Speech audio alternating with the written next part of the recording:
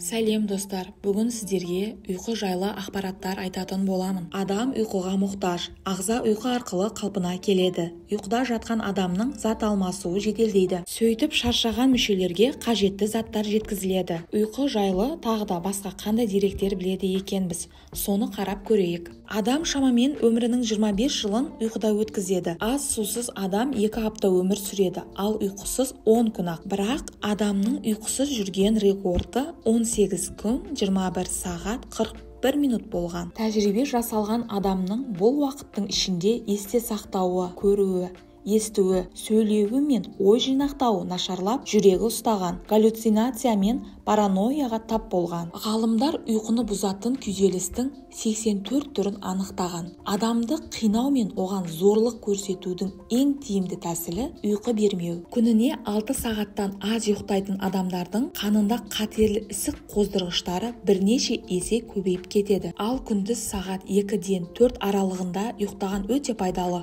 Мұндай ұйқы ағзаны тез қалпына келтіреді. Түскі ұйқы шығармашылықты шыңдайды. Ұйықтаған кезде адамның иіс пен дәм сезуі жоғалады. Өрт пен улы газ тарағанда адамның ес-түссіз ұйықтап қалуы содан. Қазіргі адамдардың 90% түсінде түрлі түсті бейнелер елестейді. Өйткені қазіргі гаджет пен теледидар түрлі түсті.